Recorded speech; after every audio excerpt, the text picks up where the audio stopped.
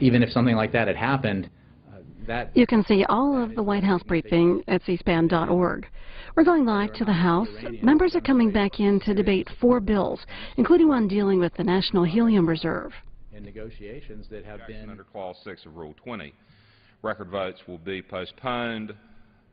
Questions will be taken later.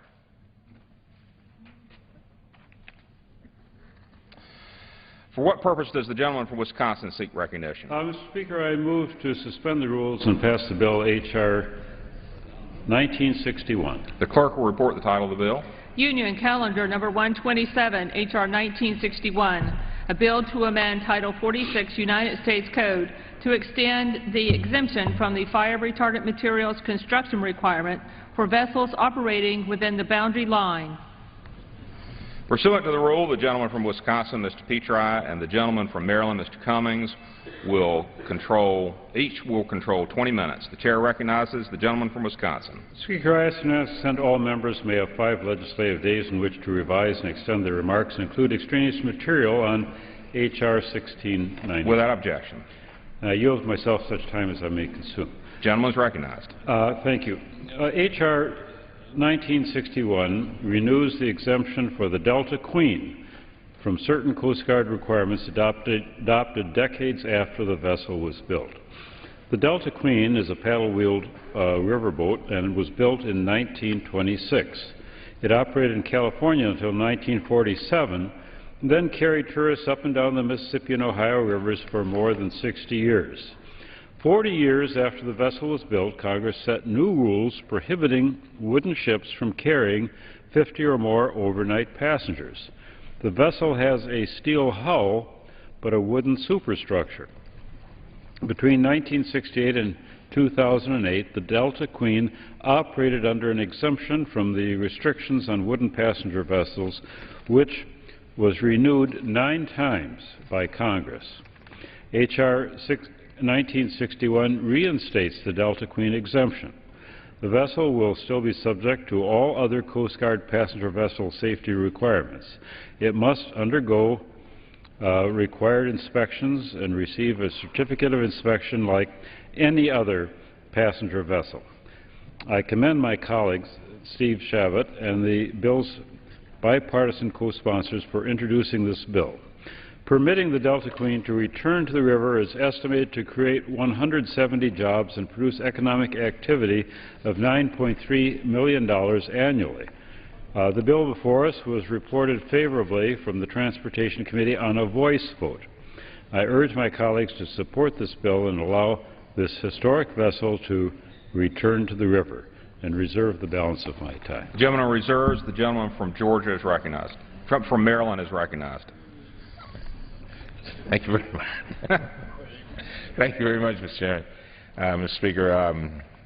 Mr. Speaker, I yield myself at such time as I may consume.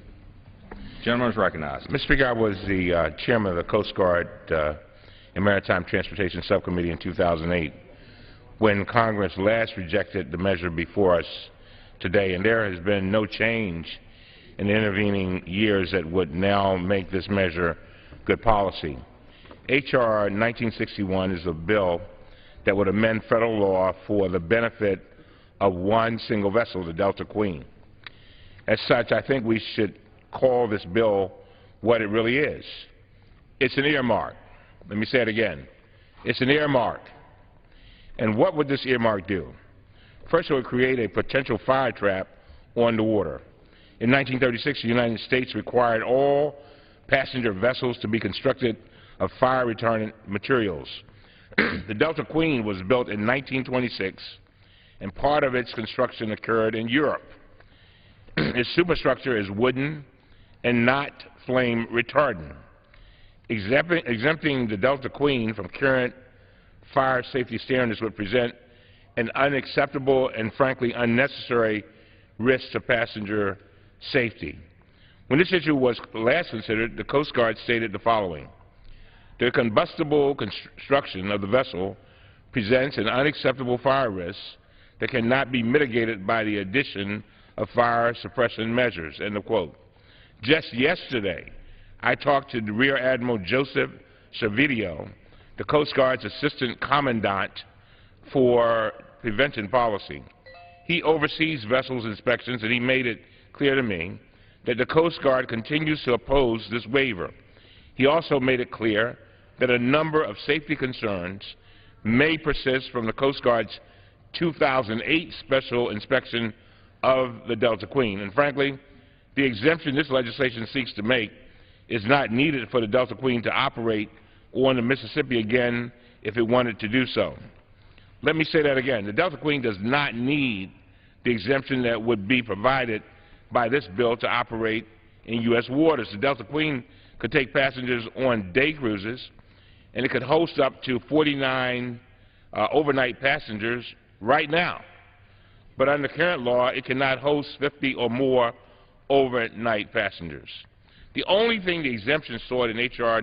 1961 would do is increase the number of overnight passengers the Delta Queen could carry along our nation's waterways, thus increasing the number of passengers who would be at risk should a fire break out on the boat. What else would this earmark do? This earmark would interfere in a competitive market to pick winners and losers by giving an advantage to one vessel, something I thought my friends on the other side of the aisle said Congress should not be in the business of doing. Today, the Queen of the Mississippi, a boat built in 2012 in the United States, in compliance with all applicable safety standards, is operating on the Mississippi River system. And another boat that will comply with current safety standards is under construction here in the United States.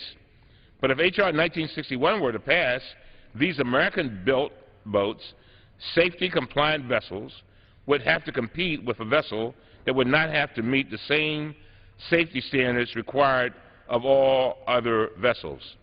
So not only would the earmark before us create an unsafe situation, it would also create an unfair situation.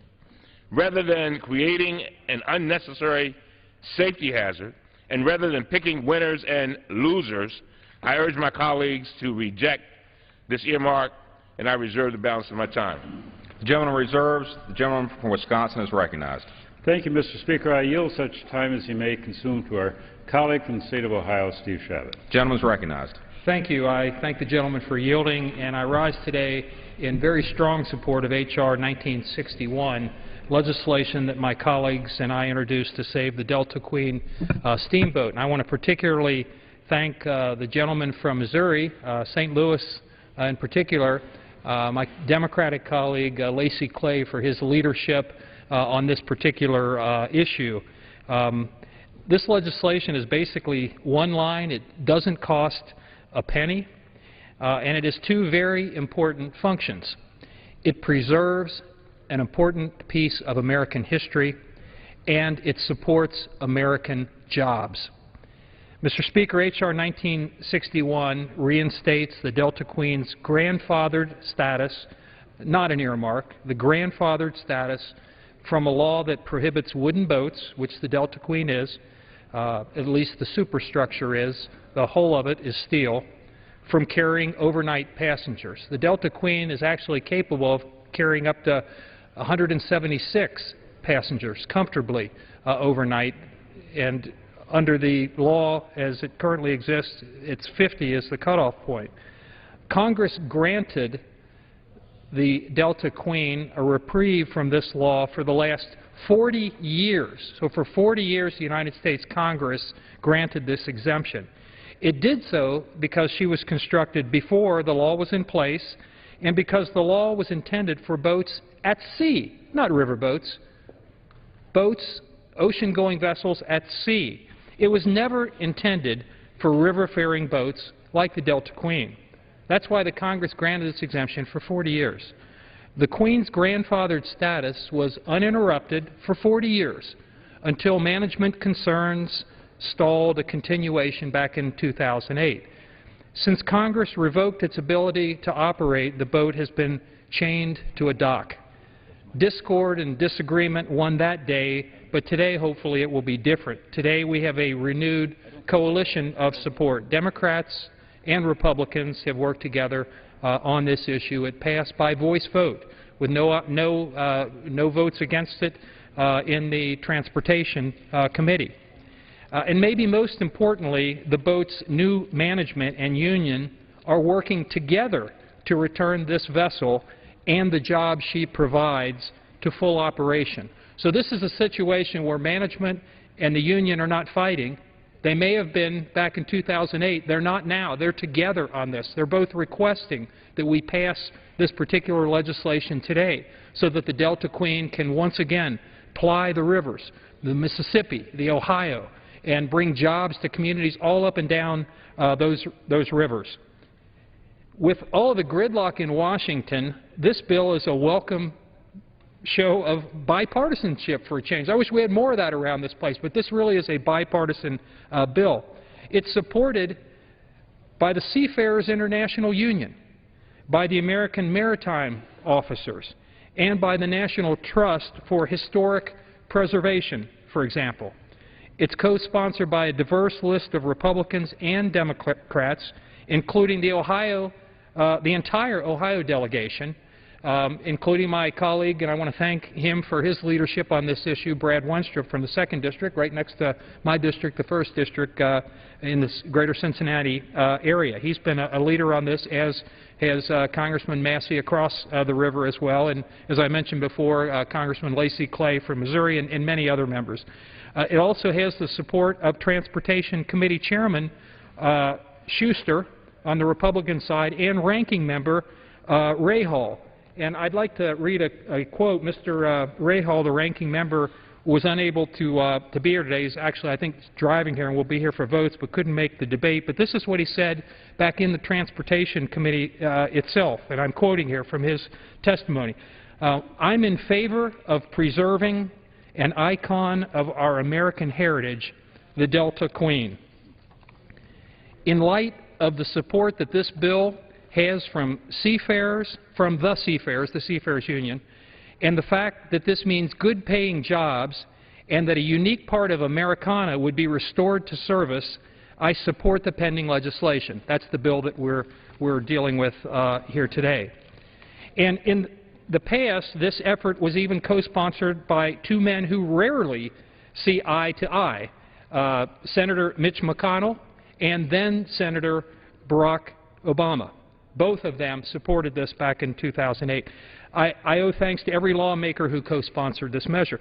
And I owe special thanks, as I mentioned, to Mr. Clay from St. Louis, without whose help this wouldn't be possible today. To my colleagues who have raised issues about the vessel's safety, I hear you. Safety must always be a top priority. So let's discuss it for a minute. This vessel is equipped with a fully automated environmental detection system that uses over 300 sensors to detect heat, smoke, CO2, for example. It also has a state-of-the-art sprinkler system, a Coast Guard trained and certified firefighting crew, and round-the-clock watchmen patrolling the vessel 24 hours a day. It should also be noted that the original legislation from 1965, and I mentioned this before, was intended for ocean-going vessels. That's why it was called the Safety at Seas Act, not Safeties on the Rivers Act, not a river. As a river vessel, the Delta Queen is never more than a mile from shore and can be landed and evacuated in minutes if need be. Fortunately, that's never been necessary with the Delta Queen. And it's 80 years, basically, in travel, and 60 on the rivers in Mississippi and Ohio. So ocean-going vessels, we're talking about vessels that oftentimes are hundreds of miles, perhaps even over 1,000 miles from land. In this case, we're talking about never more than 1 mile. That's why the Delta Queen is different. And it was the only river vessel that this really applied to because of its size and the fact that it could take more than 50 passengers. That was the problem. And to clear any misunderstandings, the legislation does not relieve the boat managers of their responsibility to deal with safety issues. In order to obtain a certificate of inspection, a COI, from the Coast Guard, the vessel will have to address United States Coast Guard concerns.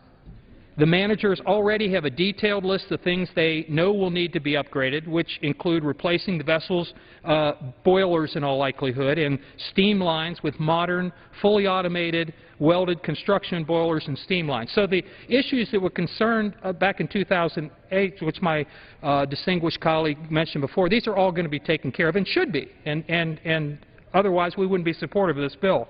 This bill does not issue a green light. This bill unlocks the private resources necessary to make this multi-million-dollar restoration effort possible. At the end of the day, if the boat doesn't satisfy the Coast Guard, they don't get a COI, and they don't sail, they don't paddle, they don't move, they don't travel at all. While objections on the grounds of safety are reasonable, I feel that safety may be a convenient argument, really not a justified argument. Let me close at this point by saying that the Delta Queen is beloved by many, particularly many Cincinnatians who spent years watching her sail into our city to unload passengers at dawn and head out back with a new group of people at dusk. I think many of us would like to give her that opportunity up and down the Mississippi and the Ohio. And again, it means jobs for people in many of these communities. I ask my colleagues to join us in supporting this bill for two principal reasons: jobs and American history. Members can support this by voting in favor of 1961, and I would yield back to the gentleman. The gentleman yields back. The gentleman from Maryland is recognized. Yeah, Mr. Speaker, my good friend talked about safety and the safety systems. It's my understanding that the vessel has fire suppression systems installed in the non-public spaces. They have not installed fire suppression systems in the public spaces, that's like the stateroom, dining rooms, because they would have to alter the historic fabric of the vessel to do so. This would violate requirements under the National Historic Preservation Act and presents a safety liability. The mention of trained firefighting crew and round-the-clock watches is not unique. In fact, all vessels must have such crews and maintain such watches. And with that, Mr. Speaker, I yield 4 minutes to distinguished Subcommittee Chairman, Maritime and Transportation Subcommittee of the Transportation Committee, Mr. Jeremiah Manday. The gentleman from California is recognized. Thank you very much, Mr. Speaker. Several things. We just heard our colleague who's supporting this bill talking about American history, that this is an icon of American history. In fact, it was American history that created the law that requires all vessels that are overnighting more than 50 people to actually be fire safe. It is, sir, American history that has put in place the law that you're trying to waive. That history is one of disaster after disaster in which thousands of people have lost their lives in boats that were not safe, that were made of wood. Now, I happen to know the Delta King, the exact twin of the Delta Queen. It's parked on the Sacramento River, not more than a half mile from the Capitol, and I've been on it many, many times. And it does overnight a few guests, but it is a fire trap. And that's why it's not going up and down the Sacramento River. And by the way, the law that you said only applies to the sea applies to every river and every lake in the United States. So it's a little incorrect to say that this is only ocean-going vessels that are applicable to this particular law. It's not. It's all vessels who have more than 50 people on board overnight have to meet these requirements. We ought not do this. Regular order was completely set aside to move this bill rapidly through the Transportation Committee. And by the way, there was opposition, and he's talking right now. Opposition to a waiver of a fire safety law that is intended to protect the public. Yes, the Delta Queen, like the Delta King, is historic. And like the Delta King, the Delta Queen is a fire trap. We ought not be passing this law. And we ought to be following regular order, and we ought to be listening to the Coast Guard that says, don't do this. Don't do this. That's what the U.S. Coast Guard says, because it is not safe. Now, this boat can operate. It can operate with 179 people or more on day trips. It can tie up to a wharf, and it can have 49 people on board going up and down the river, or even more. They can get off. They can go to a hotel, as they have for many years. This is still a viable operation. But under no circumstance should this body, 435 of us, say, not to worry about fire safety. It's not going to be an issue. After all, somebody's watching 24 hours a day, as required on every vessel. And let's keep in mind that the fire suppression system that was mentioned by our colleague in support of this legislation does not work and is not in the public spaces. The staterooms, where people are sleeping, the dining rooms, the other rooms on board will not have fire suppression, that is sprinkler systems. This boat will not be upgraded in a way that will make it safe. We simply ought not do this. And yes, you can guarantee that this side of the aisle is seriously concerned about jobs.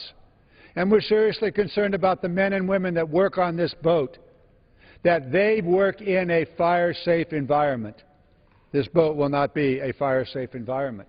And so those men and women that we're concerned about having jobs ought to have jobs in a safe environment.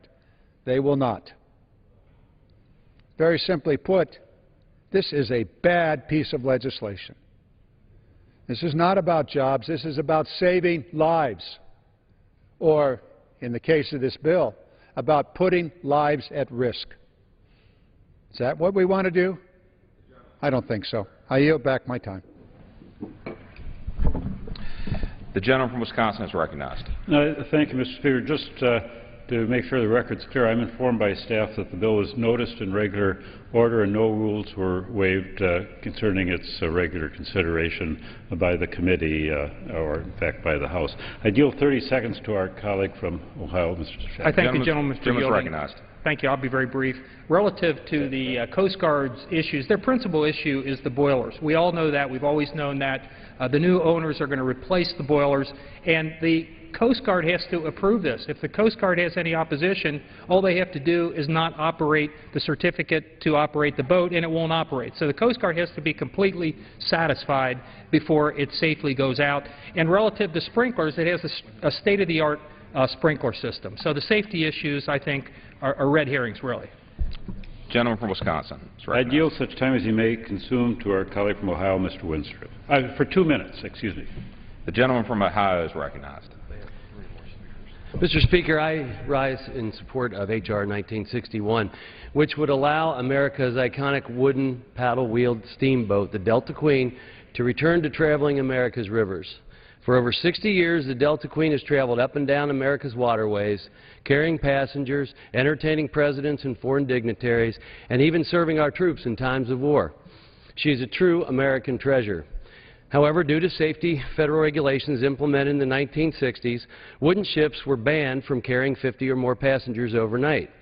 While this regulation was originally intended for ocean-going cruise ships, the Delta Queen, due to her size and structure, is a riverboat that is unfairly trapped by this regulation, even though she is never more than a mile from shore. Understanding the unique situation of the Delta Queen and the fact that she was built and safely operating before this law was put in place, Congress has granted her exemptions for the past 40 years from this regulation, allowing the steamboat to continue to safely carry passengers along America's waterways. However, since 2008, Congress has failed to continue the Delta Queen exemption. As a result, the Delta Queen is currently moored in Tennessee and is unable to fully provide the experiences and services that she was built for. Today, the Delta Queen is under new management and continues to undergo rigorous safety inspections and tests administered by the Coast Guard. She has operated safely for over 80 years. Like many of my constituents, I have fond memories of the Delta Queen, who has called Cincinnati her home for 37 years. With the passage of H.R. 1961, we can return this historic landmark back to Cincinnati, preserving America's cultural heritage and bringing jobs and economic growth to greater Cincinnati area. I commend my colleague Steve Shabbat for taking the lead on this issue for Cincinnati, and I urge my colleagues to support H.R. 1961, and I yield back. Gentleman yields back. The gentleman from Maryland is recognized. Mr. Speaker, I yield 2 minutes to my distinguished colleague from Connecticut, Ms. DeLauro, and I ask unanimous consent that Mr. Garamendi be allowed to control the time. Without objection. Thank you very much. The gentlelady from Connecticut is recognized. Mr. Speaker, I rise in opposition to the legislation before us. While the Delta Queen may be a historic vessel, exempting her from cruise ship fire safety law sets a terrible precedent, and it puts families at risk. Moreover, this bill is designed to help one ship in the passenger cruise market at the expense of all others. I understand that Delta Queen has a long and a distinguished history.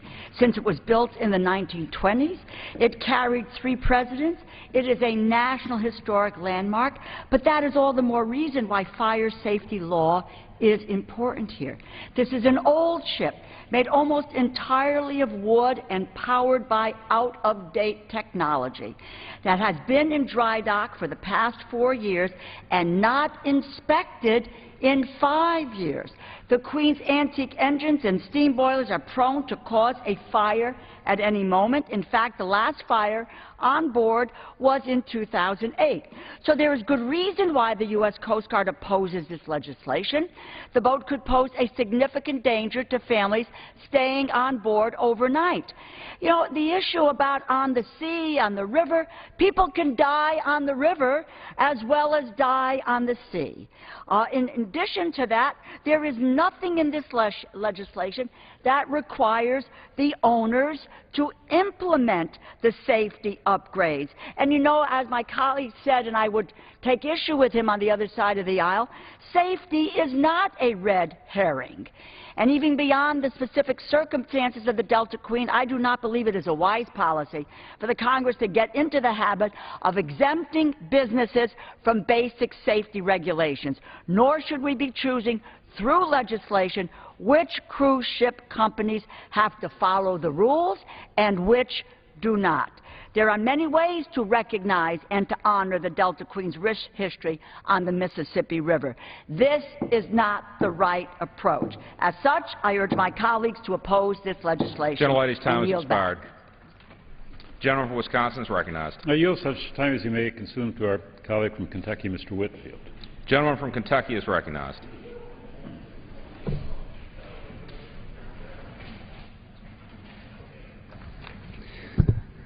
I want to take this opportunity to thank those members who have decided to revisit this very important issue. I might remind everyone that the Delta Queen received an exemption from the safety of life at sea law, and we recognize that that original law applied to ocean-going vessels, and since 1968, Congress has always provided the exemption for the Delta Queen, except that it did not in the year 2008. Since then, the Delta Queen has been sitting down in Chattanooga. The new owners are spending $10 million to put in new boilers. There's a sprinkler system, and as has already been indicated, the Coast Guard will make the final decision about the safety issues.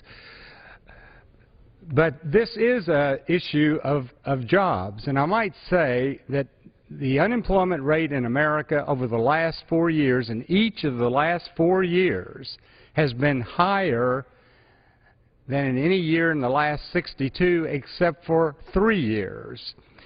So in communities like Paducah, Kentucky, that I happen to represent, the Delta Queen each year would land at Paducah. Every month it would come by, people would get out, and it was an economic boom to our area. We genuinely believe that this is a balanced approach. It protects the safety issues that people are concerned about because of the $10 million being spent to refurbish this Delta Queen, and it provides additional employment for people looking for good jobs. So I would urge every member to support H.R. 1961, a common-sense, balanced approach to get this historic paddle boat back on the Ohio River and the Mississippi River, and I would yield back the balance of my time. Gentleman reserves. The gentleman from California is recognized. Mr. Speaker, may I inquire as to how much time I have available? The gentleman has 9 minutes remaining. Thank you, Mr. Speaker. I yield 2 or 3. 3 minutes to Mr. Clay. The gentleman from Missouri is recognized. I thank my friend from California for yielding, and I rise today in support of H.R. 1961. This bipartisan legislation would reinstate the historic Delta Queen's grandfathered status from a law that prohibits wooden vessels from transporting overnight passengers. Congress has granted the Delta Queen riverboat reprieve from this law for the last 40 years until management concerns prevented a continuation in 2008. That situation has been resolved, and now the work of restoring this historic vessel is underway. H.R. 1961 is also supported by the National Trust for Historic Preservation, the Seafarers International Union, and the American Maritime Officers Association. Mr. Speaker, my colleagues and I are truly committed to saving this one-of-a-kind American treasure, the Delta Queen. I represent St. Louis, and St. Louis is a river town. The reason that my community was founded and grew into a great city was the mighty Mississippi River. That river not only flows beneath the magnificent Gateway Arch, it also flows in the hearts of every St. Louisan and every American who has ever read Mark Twain, or listened to jazz and blues, or wondered what it must have been like to go west with the pioneers as they pushed across the unknown frontier. The Delta Queen is more than an irreplaceable historic vessel. It is also a symbol of the bold American spirit that had the courage to tame the continent and make us one nation from sea to shining sea. This great steamboat should continue to travel America's inland waterways. This is the right thing to do for the Delta Queen, and it's the right thing to do for future generations of Americans and international visitors who deserve the chance to travel on this magnificent vessel. I also want to raise some concerns that I've heard today. Two issues that I've heard over and over is, one, the opponents of this bill have redefined the meaning of an earmark. Now, when I started in this body, an earmark was related to appropriations, not a waiver. And secondly, I have a... The gentleman's time has expired. But the gentleman yielded 30 seconds. 30 seconds. The gentleman's recognized. Thank the gentleman for yielding. You know, I have a college degree from a small public college called the University of Maryland. But under the U.S. marketplace, I always thought competition was healthy. Now I'm hearing that this competes against other riverboats, so I'm kind of concerned about that issue too. And perhaps someone could address it or clarify it for me. And with that, I urge my colleagues to support 1961 and a yield back. The gentleman from Wisconsin is recognized. Yield such time as he might consume to our colleague from the state of Kentucky, Mr. Massey. The gentleman from Kentucky is recognized. Mr. Speaker, I rise today in support of H.R. 1961 to save a historical treasure, the Delta Queen steamboat. I grew up in Kentucky's 4th District. We have 276 miles of the Ohio River, and my memories are rich with the images of this great vessel going up and down the river. These are images that my 4 children will never have unless we pass this bill today. The inspiration of this ship and the majesty of it. It's a ship that's rich with history. Her debut cruise took place on June 2nd, 1927, and for the next 13 years she ran overnight trips between Sacramento and San Francisco. From 1940 to 1946, she served the U.S. Navy as a floating barracks and a training facility in the San Francisco Bay. And for 60 years, she traveled on the Ohio River. In 1966, Congress passed the Safety of Life at Seas Act, not at rivers, at seas.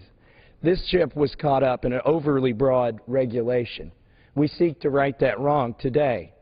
I just want to speak to the bipartisan nature of this bill.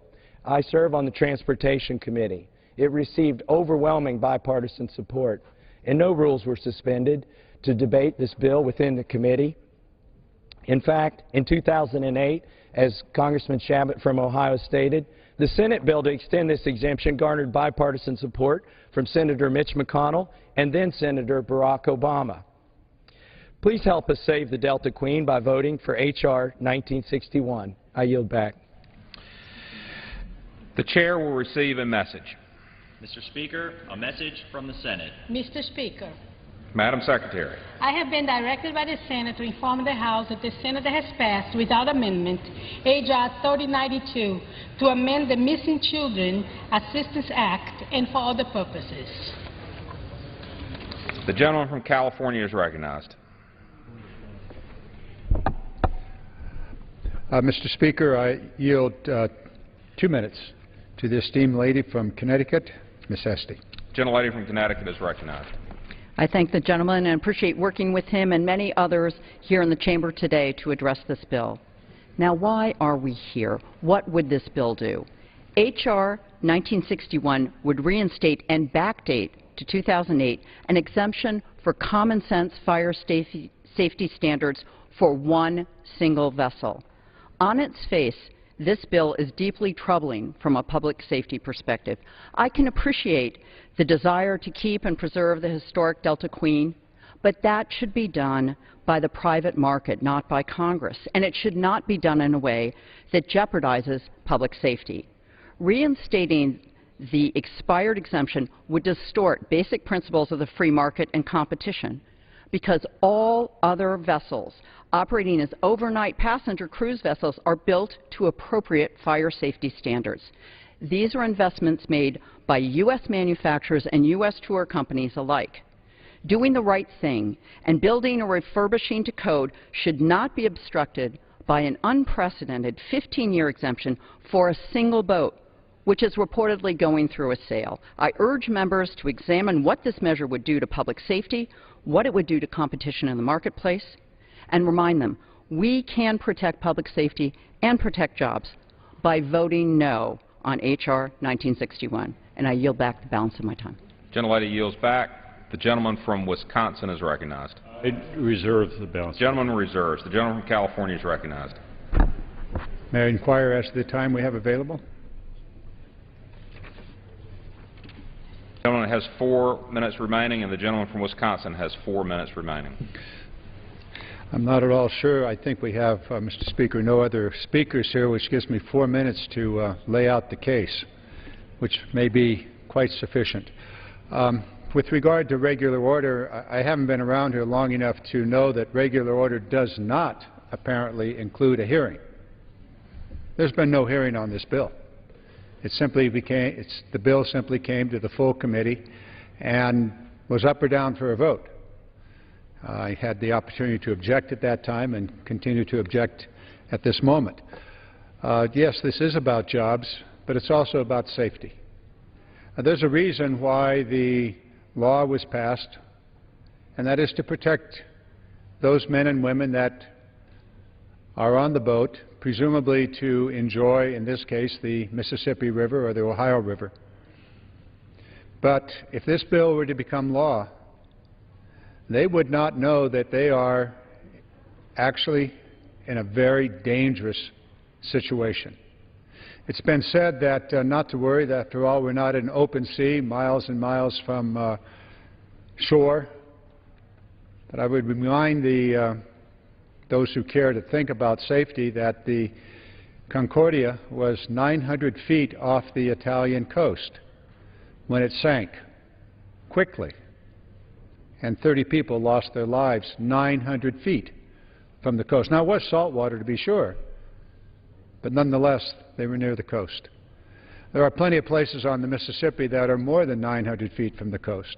I want you to imagine a fire breaking out in the front part of the ship, which is the only way to escape. And by the way, this ship has had 15 mechanical failures in the last 20 years. Mechanical failures that, if they were to continue, would cause the fire extinction system not to work, even though it is not in the staterooms and not in the public areas, only in the non-public areas. We really ought not be doing this. A lot has been said about an earmark or not. This bill applies to one ship. It only applies to the Delta Queen. It applies to no other ship. Now, there's a financial benefit to the owners of this ship. If this were to happen, they would be able to travel up and down the rivers, Mississippi, Ohio, perhaps others, without having to meet the normal fire safety requirements. That's a financial benefit. Not with 49 passengers, but with as many as 170 or 179. That's a financial benefit. That meets my definition of an earmark when it goes to a single private entity for their financial success. What are we concerned about here? Jobs, yes, we're concerned about jobs. Those men and women that would be able to get these jobs, people that I care about, who I met with yesterday about jobs on the maritime industry throughout this nation. But nowhere in the discussions we had yesterday in Oakland, California, was the issue of jobs less important or more important than safety. I just think we ought to be very careful here. We ought to be very, very careful because we're talking about life safety issues. I would pray and I would hope that all 435 of us that are going to deal with this bill shortly in an up or down vote would never have to face the moment that someday in the future, over the next 15 years, should this become law, where a fire breaks out on this ship. Because if it were to break out, there would be a great deal of sorrow. And I suspect there will be a few amongst us who vote for this measure that would say, I made a very, very bad mistake. I yield back the time. And The gentleman's time has expired. The gentleman from Wisconsin is recognized. Yield to my colleague from the state of Ohio. The gentleman from Ohio is recognized. I thank the gentleman for yielding, and I agree with certainly some of the comments of my colleague from California. Safety is paramount, and it's paramount to us as it is my colleagues on the other side of the aisle, both in support and in opposition to this legislation. And it is to the unions, and it is to the merchants, it is to a whole range of people. And the Coast Guard will ultimately determine whether it's safe or not. It cannot get a certificate to ply the waters of the Ohio or Mississippi unless the Coast Guard, the United States Coast Guard, determines that it's safe. So we agree on that. Is the Delta Queen safe? Well, the Delta Queen has operated safely for more than 80 years. In all that time, there's never been a fire that required any passenger evacuation, not one, over 80 years period time. As a riverboat, the Delta Queen, as I mentioned before, is never more than a mile away. This was the Safety at Seas Act, as our colleague from Kentucky mentioned. It was the Safety at Seas Act that we're talking about. This legislation was supposed to apply to ocean-going vessels at sea, not the rivers. The Coast Guard more broadly brought in the rivers, and that's why Congress said, look, we didn't mean this to apply to the rivers, so if it applies to any boats, any ships here on the rivers, then we're going to give them an exemption. There was only one boat it applied to that was big enough to have over 50 passengers. That was the Delta Queen, because it has a steel hull and steel paddles in the back and a wooden superstructure. And we've given this exemption for 40 years. From 1968 through 2008, 40 years Congress gave the exemption because we considered it to be safe. Now, it's going to be certified by the Coast Guard that it's safe before it ever goes anywhere. The Delta Queen will still be required, as I said, to get a certificate from the Coast Guard in order to move. Now, let me read from a couple of those groups. We've heard from members of Congress here. This is the Seafarers International Union, who had been opposed to this back in 2008, who is now solidly supportive. Here's what the Seafarers Union said. We write to express our support for H.R. 1961. This legislation would effectively permit the Delta Queen steamboat to return to operation as a river-faring vessel. While there is still much restorative work ahead before the boat can return to full operation, securing the congressional waiver is the first and most critical step in that path. That's what this is all about. The restorative work, the new boilers, the new steam pipes, all that's going to happen. We're talking probably $10 million worth of restoration. But in order for anybody to put money into that, to make the ship better, to make it safe, etc., it needs this exemption in order to allow the private sector to get the money into the boat so that it can actually continue on the history that we've seen for many years in this country in this particular boat.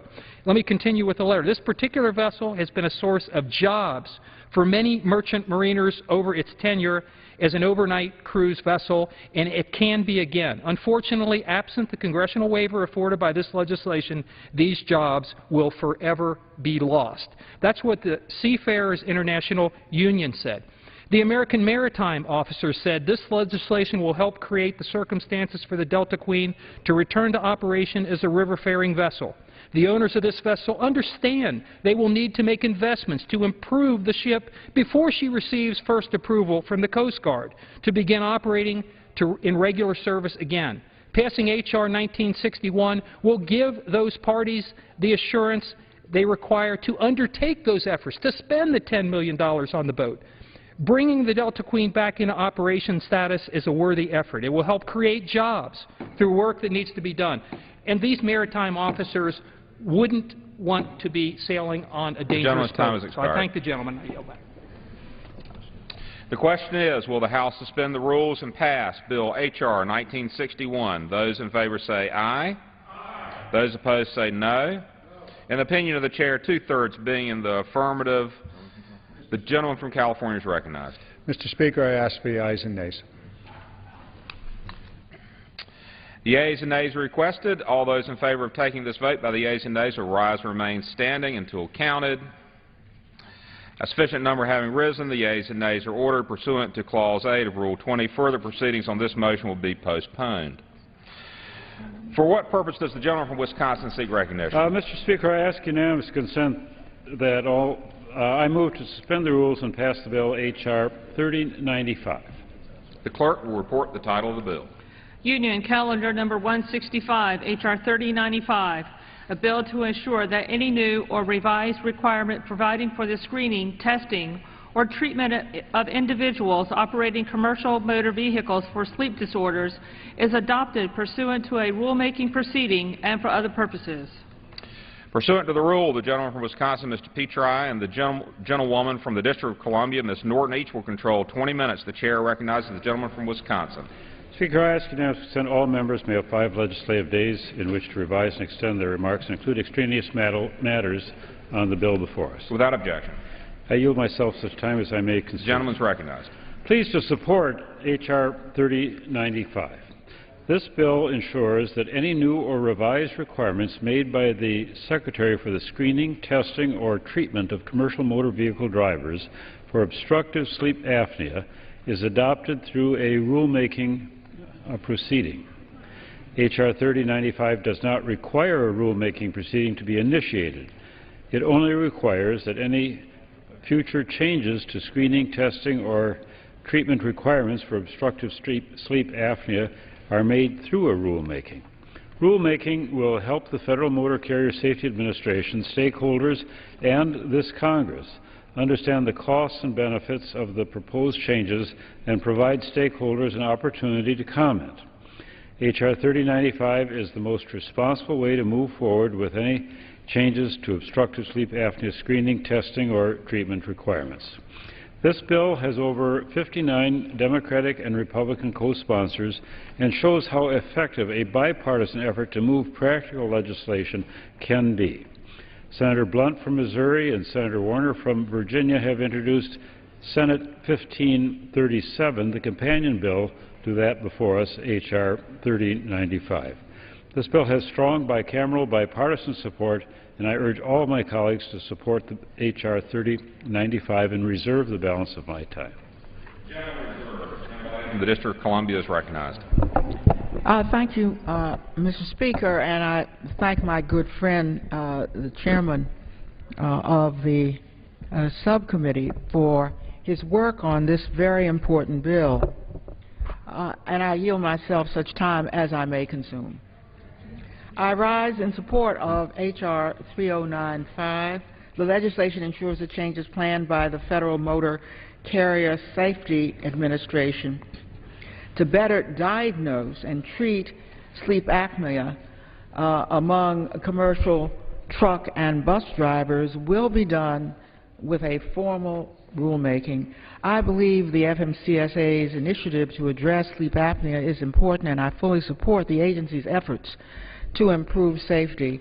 There is little question that obstructive sleep apnea, if left untreated, can significantly affect a truck or bus driver in his or her on-the-job performance. When we scheduled markup of this bill in the Committee on Transportation and Infrastructure, the agency was considering making significant changes to the medical screening of drivers for sleep apnea through guidance. The rulemaking process, however, will afford FMCSA the opportunity to get input from the public, including drivers and companies who will be directly affected by the changes. FMCSA has since committed to making changes through rulemaking. Therefore, this legislation has been overtaken by events and seems to have already had the desired effect. While I am not sure this bill is necessary, I have no objection whatsoever to its content, and I support its adoption. I reserve the balance of my time. The gentlelady reserves. The gentleman from Wisconsin is recognized. Mr. Speaker, I yield such time as you may consume to our colleague from the state of Indiana, Dr. Bouchon. The gentleman from Indiana is recognized. Thank you, Mr. Speaker. This legislation is simple, but has the potential to save the trucking industry nearly $1 billion. If the Department of Transportation, specifically the Federal Motor Carrier Safety Administration, decides they want to weigh in on sleep apnea, they need to do so by a rulemaking process. On April 20th, 2012, FMCSA published a Federal Register notice that stated FMCSA was going to publish regulatory guidance related to sleep apnea. Subsequently, as has been mentioned, they decided to go through the rulemaking process, but I still believe this bill is necessary to codify that position into law and give the opinion of Congress to FMCSA on this issue. The problem with issuing guidance instead of traditional rulemaking is that guidance is non-binding and open to interpretation. When somebody with a commercial driver's license goes to a physician to get a physical, the doctor can follow the guidance and recommend a sleep apnea test. Sleep apnea tests cost thousands of dollars, and the cost would be shifted to the employer of the driver, or if they're an independent driver, to themselves. If the doctor chose to ignore the guidance, they would be open to possible legal actions. I know from experience that most physicians already practice defensive medicine, and any guidance related to this issue would only drive up the cost of medicine and hurt an industry that's already facing high unemployment. The American Trucking Association has estimated that nearly one-third of their drivers would meet the arbitrary body mass index threshold. That would be an estimated 1 million drivers getting a sleep apnea test at an average cost of $2,265. The total cost just to the American Trucking Association members would be estimated between $900 million and $1.2 billion. The School Bus Association estimates that this regulation would cost their drivers $100 million. Sleep apnea is a serious disease that can't be diagnosed arbitrarily by guidance set in Washington, D.C. The Department needs to go through the rulemaking process, which, again, they've already agreed to do. This would allow a cost-benefit analysis and input from medical providers and all of the stakeholders involved in this issue. I'm proud that the bill passed out of the Transportation Committee and with unanimous support and had over 60 bipartisan co-sponsors. the American Trucking Association, the American Bus Association, the International Brotherhood of Teamsters, the National School Transportation Association, Owner-Operator Independent Drivers Association, and the United Motor Coach Association have all endorsed H.R. 3095. I would like to thank the Transportation Committee, especially Dan Vioni, for their assistance and support of this legislation. I urge all of my colleagues to support this bill, and I yield back. The gentleman yields back. For purposes, the gentlelady from the District of Columbia is recognized. Mr. Chairman, I can only hope that the agency, which has a long docket, in fact gets to this rulemaking. It is always, in the best of all possible worlds, best to have rulemaking input from the public. Of course, the formal effect of rules in the courts of the United States, and I'm not sure why the agency was going to do guidance instead. But this is a very important issue. There have been accidents that have been attributed to sleep apnea, but again, without any guidance, without any rulemaking, without any understanding of how to go about even detecting it and what you're supposed to do to prevent it, we are delayed in preventing these accidents. So I very much appreciate the work of both sides, and certainly of my good friend, the chairman of the subcommittee. And Mr. Chairman, I have no further speakers and yield back the remainder of my time. The gentlelady yields back. The gentleman from Wisconsin is recognized. Speaker, I'd encourage all members to support the bill before us, and I yield back the balance of my time. The gentleman yields back. The question is, will the House suspend the rules and pass Bill H.R. 3095? Those in favor say aye. Those opposed say no. In the opinion of the chair, two-thirds being in the affirmative. Mr. Speaker, the gentleman from Wisconsin is recognized. I demand the yeas and nays. The yeas and nays are requested. All those in favor of taking this vote by the yeas and nays will rise and remain standing until counted. A sufficient number having risen, the yeas and nays are ordered. Pursuant to Clause A of Rule 20, further proceedings on this motion will be postponed. So we're going to switch managers again. Okay.